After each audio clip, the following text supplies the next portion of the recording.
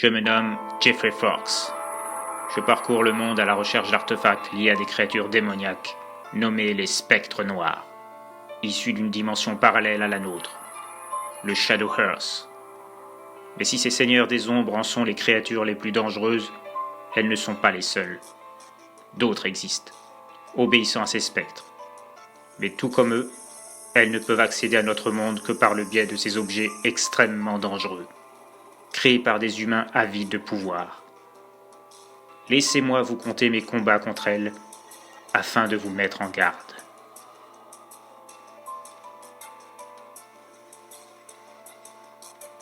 Peinture démoniaque. Il s'est déjà passé 3 mois depuis ma première confrontation face au spectre noir, et j'en ai encore gardé une expérience traumatisante, bien plus que je ne l'aurais souhaité. Mais elle aura eu l'avantage de me faire connaître leurs limites pour s'imposer dans notre monde. Même si je reconnais que sans la bague d'Odin, je ne serai plus là pour en parler. À l'heure qu'il est, sans cet artefact salvateur, mon âme aurait rejoint les limbes, plongée à jamais dans les ténèbres d'une dimension inconnue, pendant que l'un d'eux occuperait mon corps et s'en servirait pour explorer les archives de mon oncle, afin de découvrir des indices sur les autres objets parsemant le monde, et capable de leur ouvrir les portes de notre dimension, à eux et leurs créatures infernales dont ils sont les marionnettistes. Passé ce constat, j'ai parcouru plusieurs états dans l'espoir de recueillir des indices s'ajoutant aux notes de feu mon tuteur disparu. Une sorte de périple, une quête à la recherche de personnes ayant connu l'objet des recherches de celui qui m'a protégé d'eux de son vivant. Aidé en cela par des livres fort anciens dont l'existence n'est relatée dans aucune liste, aucune archive, aucun fichier informatique. Des documents uniques, transmis uniquement par voie manuelle, de génération en génération.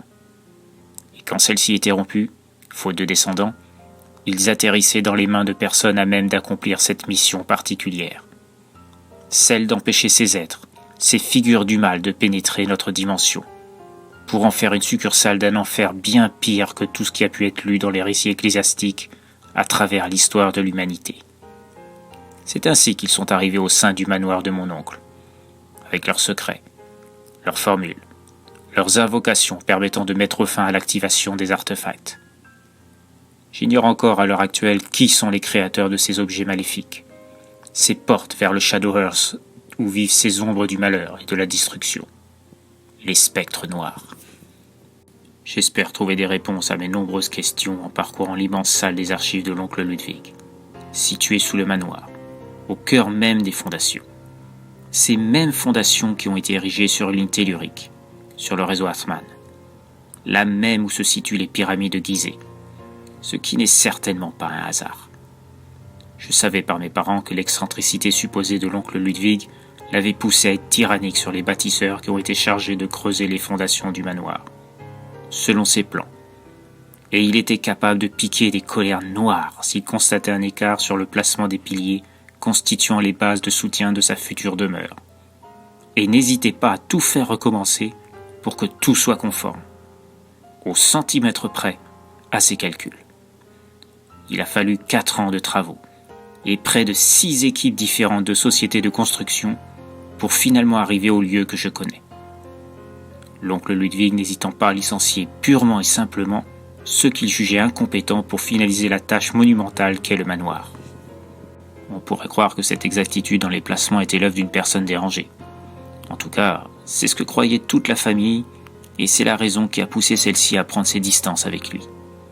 Pour tous les membres de la famille, Ludwig n'avait clairement plus toute sa tête depuis sa rencontre avec une étrange femme, lors de l'enterrement de son épouse. Là encore, en parcourant les notes, quelque chose d'étrange apparaissait quant à cette mort prématurée.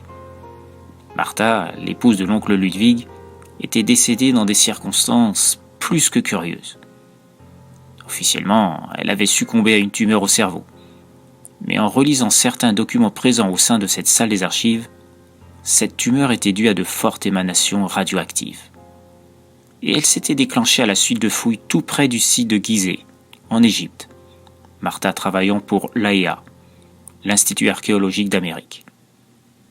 À la lumière de tout ça, il subsistait de nombreuses zones d'ombre sur ce qui avait amené sa tumeur à se déclencher, l'objet de ses recherches, est le fait que cette étrange femme ait rencontré l'oncle Ludwig, semblant savoir plus de choses qu'elle ne voulait en dire. De cette rencontre est née une collaboration mystérieuse, amenant l'oncle Ludwig à faire construire ce manoir.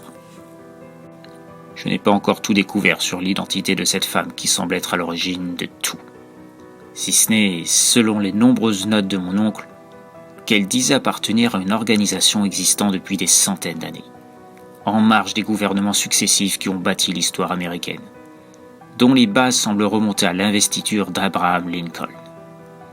Une véritable énigme qui dépasse largement mes connaissances actuelles. Pour l'instant, j'ai plus de questions que de réponses. Le nom de cette organisation d'abord, son créateur, les raisons de son existence, l'identité de cette mystérieuse femme, la maladie de Martha, la construction du manoir et toutes ses extensions. Car oui, j'ai découvert des choses surprenantes sur cette demeure que je pensais tant connaître. Moi qui pensais que la salle des artefacts était l'endroit le plus bizarre du manoir, ce n'était en fait que l'arbre qui cache la forêt. Je ne peux pas vous détailler plus avant les différentes pièces se cachant sous le château, tout aussi surprenantes que les autres, au nombre de 9. Ça aussi, ça n'est sûrement pas dû au hasard.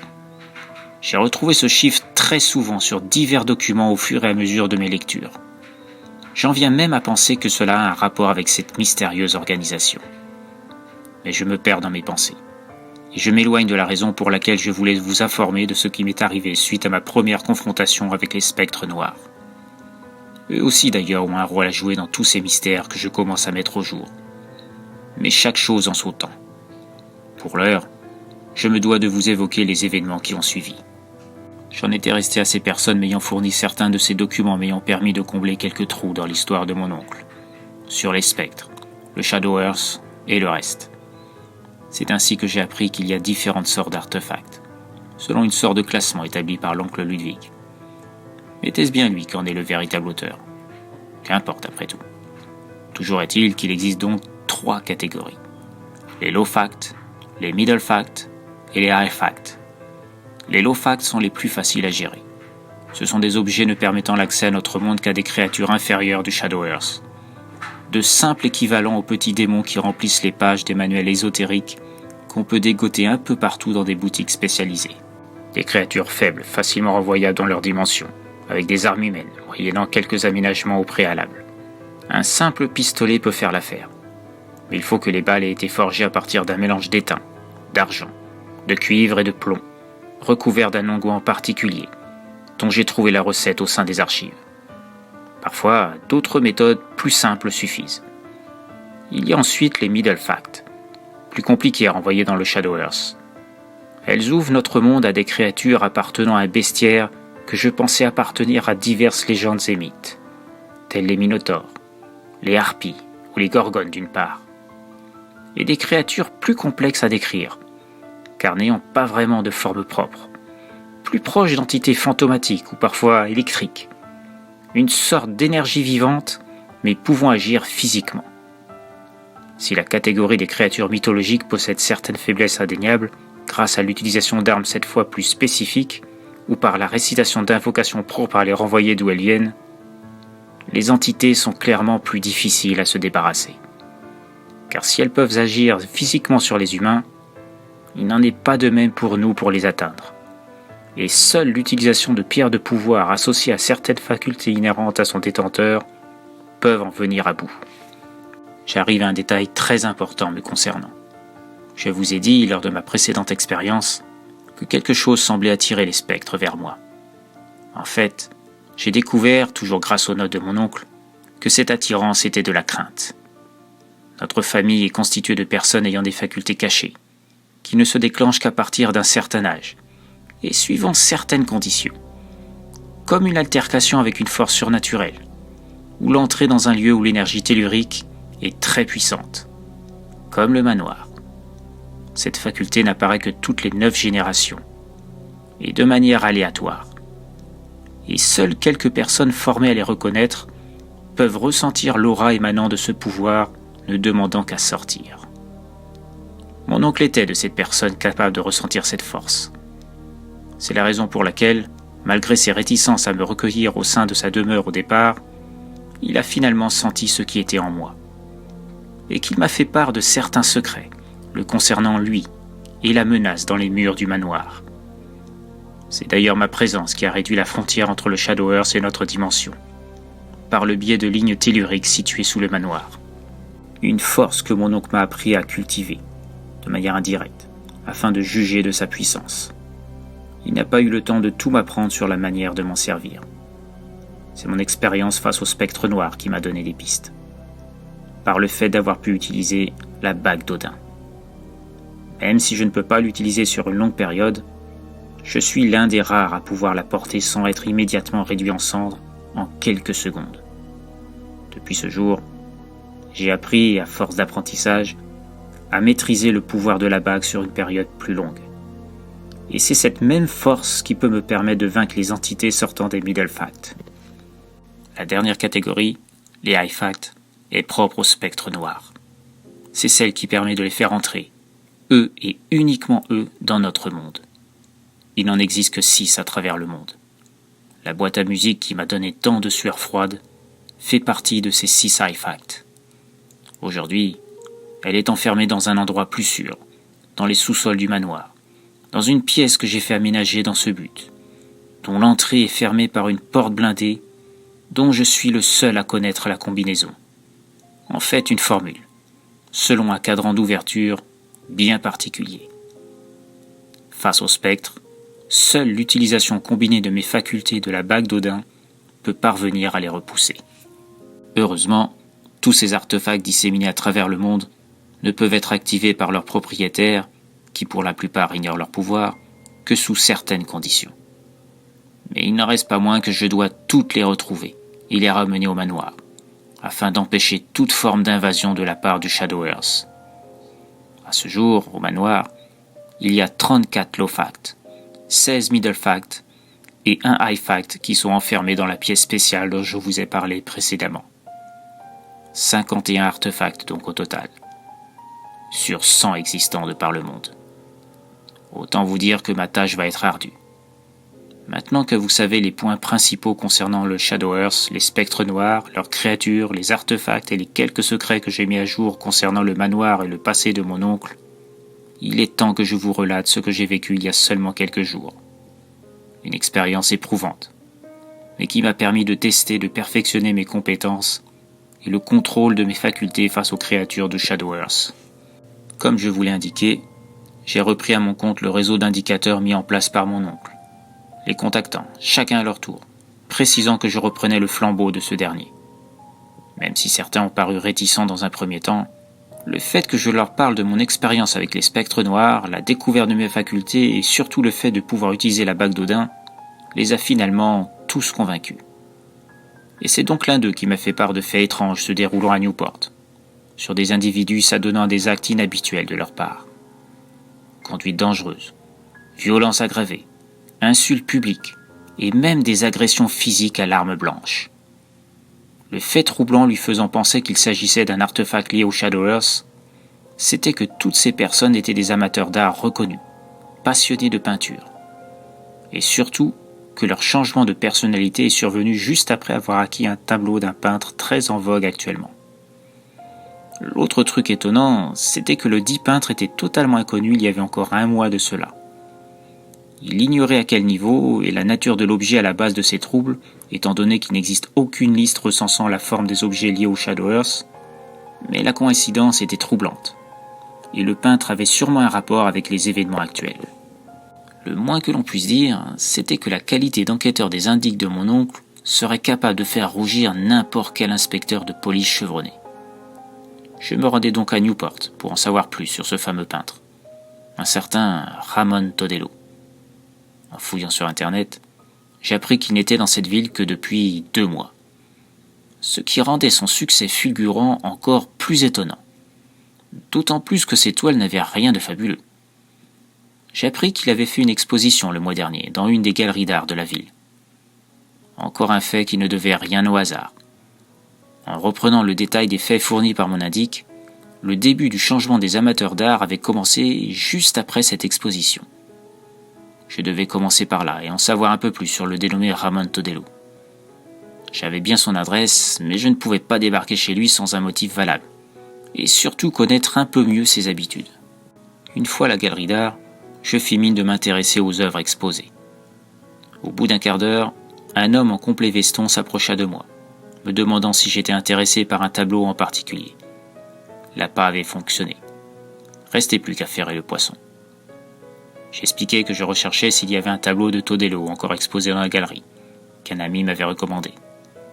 Le vendeur m'apprit ainsi que les 6 toiles qui étaient présentes avaient toutes été vendues le même jour. Il avait rarement vu un tel engouement pour un artiste totalement inconnu. Mais il y avait autre chose qui l'avait troublé. Sur les toiles en elles-mêmes. Il ne savait pas comment l'expliquer, mais il se dégageait quelque chose d'étrange de ces toiles. Comme une sensation hypnotique quand on les regardait. Lui-même se sentait mal à l'aise à chaque fois qu'il avait été en leur présence. Et il avait remarqué que les personnes passant devant s'arrêtaient brusquement, comme subjuguées par le tableau. Il était dans l'art depuis longtemps et il avait déjà vu des toiles emporter l'adhésion par leur style particulier, leur couleur, la manière dont elles étaient peintes. En gros, une patte du peintre qui le faisait se démarquer des autres. Dans le cas de Ramon, il n'avait pas remarqué ce petit plus qui faisait qu'une toile obtenait un intérêt de par sa constitution. C'étaient des paysages banals et peints sans génie, sans trait propre à se faire remarquer. Et pourtant, on se sentait comme attiré par elles, comme une sorte d'appel mystique. Il ne saurait pas trop dire. Mais le fait est que les clients de la galerie, habituellement très exigeants quant à la qualité des peintures, étaient en extase sur ces toiles en particulier, de manière vraiment très étrange. Il avait même dû séparer 2 clients habituels qui en étaient presque arrivés aux mains pour pouvoir acheter une des toiles. C'est quelque chose qui avait été vraiment perturbant. L'histoire s'est tassée, l'un des 2 hommes ayant finalement jeté son dévolu sur une autre toile. Une toile de Todelo, elle aussi. Je remerciai le vendeur pour ces petits détails, et lui faisais croire que 2 toiles exposées au mur de la galerie me plaisaient, mais que je ne parvenais pas à me décider. Et que je reviendrais demain pour faire mon choix, que j'allais réfléchir à tête reposée. Le vendeur me laissa donc repartir en me disant qu'il attendait mon retour avec une certaine impatience. Le pauvre, il risquait d'attendre longtemps. Bon, avec tout ça, une certitude s'imposait. C'était bien l'étoile le nœud du problème. Mais j'ignorais encore à quel niveau. Maintenant, je devais observer discrètement Todelo, surveiller ses allées et venues et surprendre une de ses ventes. L'homme de la galerie m'ayant également indiqué que, suite à son récent succès, il ne vendait plus ses toiles qu'aux acheteurs venant directement à son atelier. Au bout de 2 journées, ma patience fut récompensée. Un homme d'une 40aine d'années, habillé plutôt chic, semblait se diriger vers l'atelier de Todelo, que je n'avais pas encore vu, celui-ci ne semblant pas sortir de chez lui. Comment il faisait pour attirer ses clients alors? Le bouche à oreille sans doute des précédents acquéreurs de ces toiles.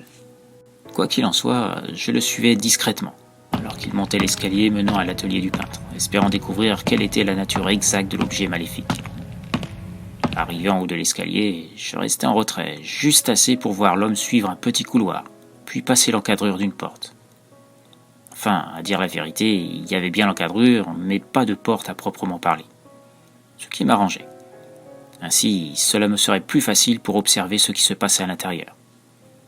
Une fois l'homme entré, je m'engageai à mon tour dans le couloir, et me postai près de l'encadrure, m'avançant légèrement, suffisamment pour pouvoir voir la scène se déroulant entre les murs. Je voyais ainsi le fameux peintre, qui n'avait franchement rien de classieux. C'était même tout le contraire.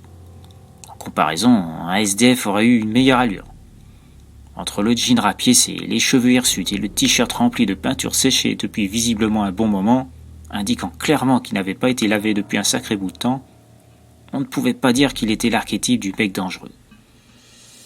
Mais ce qui m'interloqua, c'était la réaction du client, complètement figé devant le tableau que le peintre lui présenta.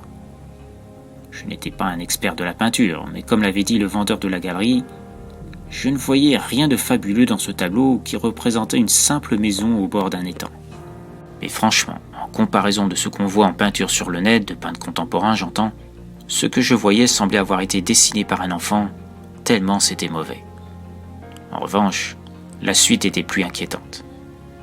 Au bout d'un instant, l'acheteur se retourna dans ma direction, les yeux complètement dans le vide, baragouinant je ne sais quel mot en continu, comme s'il récitait un texte qu'on venait de lui apprendre.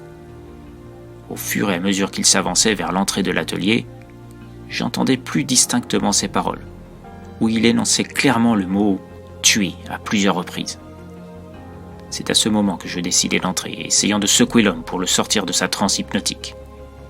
En m'apercevant, le peintre devint comme furieux et tenta de me séparer de l'homme qui, dans la lutte, finit par tomber à terre. Je m'empoignai avec le peintre qui avait un regard de fou, les yeux en sang, montrant les dents comme donnant l'impression de mordre. Le genre de personne qu'on voit régulièrement dans les films mettant en scène des possédés. L'empoignade fit place à une série de coups de poing en pagaille de la part de moi et de lui, telle une bagarre de rue. Le client, lui, restait à terre, complètement dans les vapes, ne semblant pas savoir où il se trouvait. Au cours de mon affrontement physique avec le peintre, je me rapprochais de la toile, espérant découvrir ce que la peinture du malade mental qui m'agrippait avait de si particulier pour transformer ceux qui la regardaient en simili-zombies obéissant à un ordre bien donné. Dans le feu de l'action, presque sans réfléchir, et surtout n'ayant pas d'arme sous la main, et aussi ne voulant pas blesser trop grièvement le peintre, sans savoir son degré de possession, j'attrapais un outil qui servait à la peinture au couteau, histoire de me défendre. En faisant ça, je fis tomber tout ce qui était à côté. Palette, pot de peinture et un pinceau d'un noir très profond, du manche au poil. Tout semblait émerger une sorte d'aura qui me mettait mal à l'aise. En voyant le pinceau tomber, le peintre redoubla de folie, hurlant comme pas possible, et se jetant quasiment sur moi tel un animal enragé. Comprenant qu'il cherchait à récupérer le pinceau, je le pris de vitesse et m'emparai de ce dernier, tout en évitant l'assaut du fou furieux, qui tomba quelques mètres plus loin, la tête la première dans un fourbi constitué d'habits, de toiles vierges et autres accessoires de peinture. Il se releva, hurlant de lui rendre le pinceau. Il était évident que j'avais trouvé quel était l'objet maléfique que je cherchais. Mais pour l'heure, ce qui m'importait surtout, c'était le dégénéré en face de moi, qui s'était remis debout et qui se préparait à se jeter sur moi à nouveau. Je remarquai sur le bord de la fenêtre tout près une grosse bougie, disséminant sa lumière. Me dirigeant vers elle, je plongeai le pinceau dans sa flamme. Celui-ci s'embrasa presque immédiatement, comme s'il n'était qu'un vulgaire morceau de papier. Au même moment, le peintre redoubla ses hurlements, en proie à une douleur intense, se tenant les deux côtés du crâne, avant de tomber à genoux, puis de s'étaler de tout son long sur le sol, inerte. Le pinceau continuait de se consumer. Je le lâchai au sol, le voyant se réduire à un tas de cendres. Si c'était bien lui l'artefact, ce ne devait être qu'un simple lofact, les plus fragiles de la catégorie. Mais alors que je pensais que tout était fini, j'écarquillai les yeux en voyant ce qui sortait du tableau. Toutes les couleurs semblaient s'être rassemblées pour former un amalgame improbable et cherchant à sortir de la toile, comme un esprit ayant été enfermé et voulant retrouver la liberté. C'est là que je compris ce qui en était. Le pinceau était bien l'artefact, le portail, mais il avait permis l'entrée dans notre monde d'un démon inférieur issu du Shadow Earth, qui avait dû se fondre aux couleurs utilisées par le peintre et s'intégrer à la texture même de la toile où elles avaient été posées. Et je n'étais pas au bout de mes surprises. Les couleurs continuèrent de fusionner entre elles, formant une silhouette informe, sortant de la toile, posant ce qui s'apparentait à un pied sur le sol. Puis je me rappelai du pinceau qui avait brûlé au contact de la flamme de la bougie. Il devait en être de même pour le démon lui-même. Mais je devais agir avant qu'il sorte intégralement de la toile. Une fois sorti, il me serait plus difficile de m'en débarrasser, et je serais sans doute obligé d'avoir recours à une invocation ou un sortilège pour le détruire. Une opération longue et fastidieuse, que je préférais réserver pour des créatures plus imposantes, comme celle issue des Middlefacts. J'attrapai la bougie et la lançai sur la toile et la semi-silhouette qui en était presque sortie, mais toujours reliée à la toile. En prenant feu, la toile répandit les flammes jusqu'à cette forme indéfinie qui semblait fondre et hurler de douleur en poussant des cris indéfinissables et stridents. Je crus que mes tympans allaient exploser sur le coup. Il fallut plusieurs minutes avant que le démon et la toile elle-même furent entièrement anéantis par le feu, ne laissant qu'une forme noircie sur le parquet de l'atelier. Encore un peu abasourdi par tout ça, je revenais vers le peintre pour voir si je pouvais encore faire quelque chose. Mais c'était peine perdue. Celui-ci était bel et bien mort. En revanche, le client, lui, semblait émerger peu à peu de sa transe, se demandant ce qu'il faisait là. Et en me voyant moi, puis le corps du peintre, il se releva en trombe avant de s'enfuir sans demander son reste. Après tout, c'était mieux comme ça. Je me voyais mal lui expliquer qu'il était sous le contrôle d'un démon d'une autre dimension, enfermé dans une toile de peintre. Néanmoins, j'avais plutôt intérêt à partir d'ici avant que cet abruti appelle la police, qui serait encore moins prompte à me croire quant aux événements qui venaient d'arriver. Je sortais donc vivement de l'atelier, non sans jeter un dernier regard à ce pauvre type qui avait eu le malheur d'avoir en sa possession un objet aussi dangereux que ce pinceau maléfique. Quelque chose me chiffonnait cependant. Si le démon principal était enfermé dans cette toile, qu'en était-il des 6 toiles d'origine vendues par la galerie? Elles devaient elles aussi comporter des démons. Je me devais de vérifier. Dans les jours qui suivirent, aidé par mon indict avec qui je pris contact, je mis la main sur les autres toiles grâce au carnet de commande du peintre où figuraient leurs adresses. Fort heureusement, ils étaient tous des hommes soit seuls, soit avec des épouses en voyage ou dans la famille, ce qui permit de nous introduire dans les propriétés sans être inquiétés, tout en agissant de manière discrète, et facilita la destruction des toiles qui, privées du démon principal, étaient restées enfermées à l'intérieur des tableaux. Cette fois-là, je n'ai pas ramené l'artefact au manoir, mais comme il a été détruit, le résultat est tout aussi bien. Après avoir donné congé à mon indique, je repartais donc vers ma demeure, ce manoir aux 1000 secrets dont il me tardait de découvrir les solutions aux innombrables énigmes laissées par mon oncle, l'organisation mystérieuse en tête. Sans parler du chiffre 9, la femme, le lien avec Gizeh et tout le reste. Un véritable puzzle dont je ne détenais pas encore toutes les pièces. Mais bientôt, une première pièce allait m'apporter un début de réponse sous la forme d'un appel téléphonique. Au bout du fil, une voix féminine qui disait bien connaître feu mon oncle Ludwig, et qu'elle était prête à partager certaines infos avec moi, mais à certaines conditions. J'acceptais, trop heureux d'avoir enfin des réponses. Elle devait venir au manoir dans 6 jours, le temps pour elle de régler quelques détails. Il me tardait de pouvoir enfin rassembler les morceaux manquants. J'avais hâte. Et ce qu'elle allait me révéler allait complètement bouleverser ma vision de ce que je pensais déjà savoir. Sur ma famille, mon oncle, et l'accident qui avait coûté la vie à mes parents.